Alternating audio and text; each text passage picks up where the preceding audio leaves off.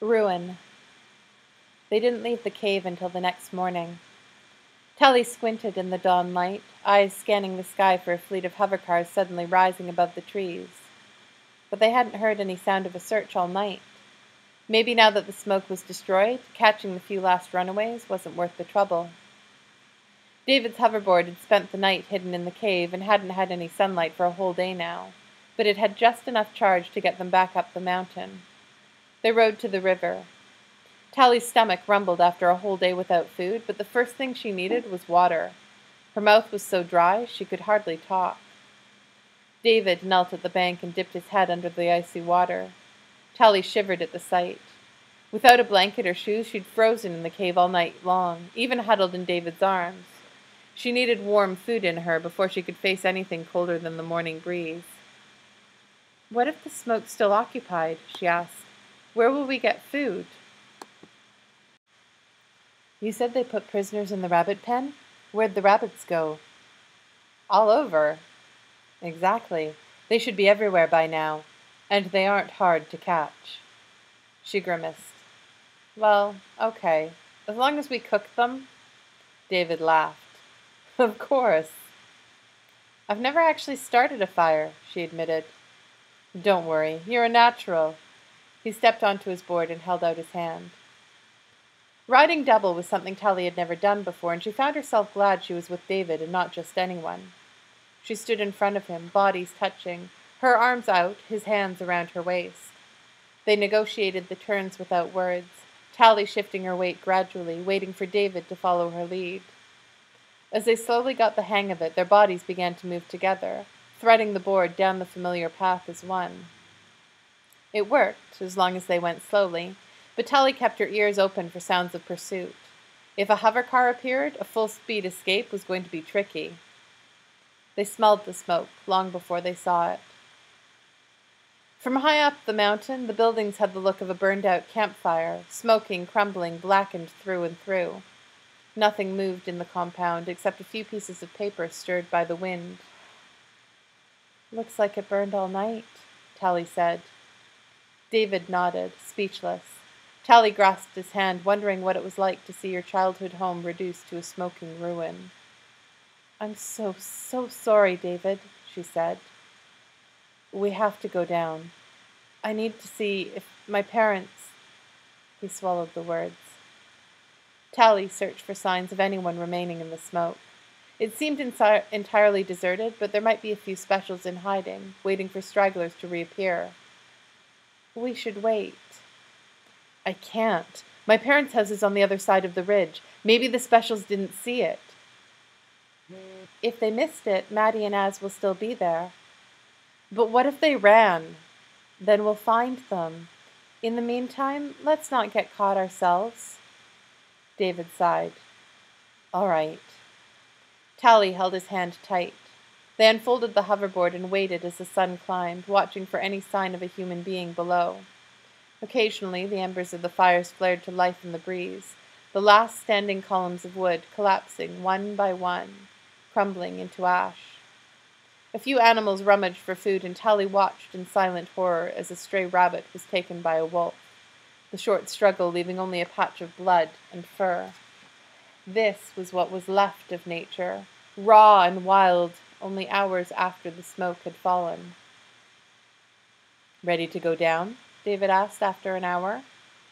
"No," Tally said, "but I never will be." They approached slowly, ready to turn and fly if any specials appeared. But when they reached the edge of town, Tally felt her anxiety turn to something worse, a horrible certainty that no one remained there. Her home was gone, replaced by nothing but charred wreckage. At the rabbit pen, footprints showed where groups of Smokies had been moved in and out through the gates. A whole community turned into cattle. A few rabbits still hopped around on the dirt. "Well, at least we won't starve," David said.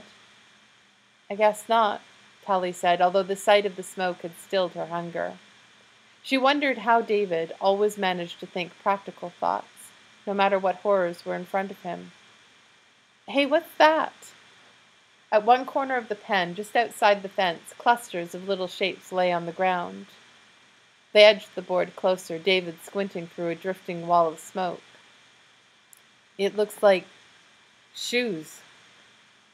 Tally blinked. He was right. She lowered the board and jumped off, running to the spot. Tally looked around in amazement. Around her were scattered 20 or so pairs of shoes in all sizes. She fell to her knees to look closer. The laces were still tied, as if the shoes had been kicked off by people whose hands were bound behind them. Croy recognized me, she murmured. What? Tally turned to David. When I escaped, I flew right over the pen. Croy must have seen it was me. He knew I didn't have shoes. We joked about it. She imagined the Smokies helplessly awaiting their fate, making one last gesture of defiance. Croy would have kicked off his own shoes, then whispered to whomever he could, Tally's free and barefoot. They'd left her with a score of pairs to pick from, the only way they could help the one Smoky they'd seen escape. They knew I'd come back here. Her voice faltered. What they didn't know was who had betrayed them. She picked a pair that looked about the right size, with grippy soles for hoverboarding, and pulled them on. They fit, even better than the ones the Rangers had given her. Jumping back on the board, Tally had to hide the pained expression on her face. This is what it would be like from now on. Every gesture of kindness from her victims would only make her feel worse. Okay, let's go. The hover path wound through the smoking camp, over what streets remained between the charred ruins. Beside a long building, now little more than a ridge of blackened rubble, David pulled the board to a halt. I was afraid of this. Tally tried to picture what had stood there. Her knowledge of the smoke had evaporated, the familiar streets reduced to an unrecognizable sprawl of ash and embers. Then she saw a few blackened pages fluttering in the wind. The library. They didn't take the books out before they... she cried. But why? They don't want people to know what it was like before the operation.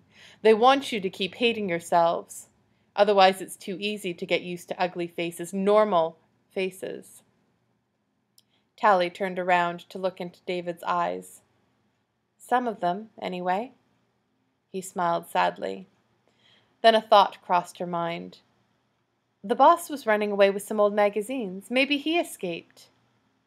On foot? David sounded dubious. I hope so. She leaned and the board slid toward the edge of town. A blotch of pepper still marked the ground where she had fought the special. Tally jumped off, trying to remember exactly where the boss had escaped into the forest. If he got away, he must be long gone, David said. Tally pushed her way into the brush, looking for signs of a struggle. The morning sun was streaming through the leaves, and a trail of broken bushes cut into the forest. The boss had been none too graceful, leaving a path like a charging elephant. She found the duffel bag, half hidden, shoved under a moss-covered fallen tree.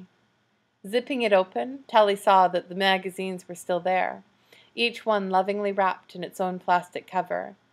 She slung the bag over her shoulder, glad to have salvaged something from the library, a small victory over Dr. Cable. A moment later, she found the boss. He lay on his back, his head turned at an angle that Tally instantly knew was utterly wrong. His fingers were clenched, the nails bloody from clawing at someone. He must have fought to distract them, maybe, to keep them from finding the duffel bag. Or maybe for Tally's sake, having seen that she'd reached the forest too. She remembered what the specials had said to her more than once. We don't want to hurt you, but we will if we have to. They'd been serious. They always were. She stumbled back out of the forest, stunned, the bag still hanging from her shoulder. You found something? David asked. She didn't answer. He saw the expression on her face and jumped down from the board. What happened? They caught him. They killed him. David looked at her, his mouth open. He took a slow breath. Come on, Tally. We have to go. She blinked. The sunlight seemed wrong, twisted out of shape like the boss's neck, as if the world had become horribly distorted while she was among the trees. Where? She murmured. We have to go to my parents' house.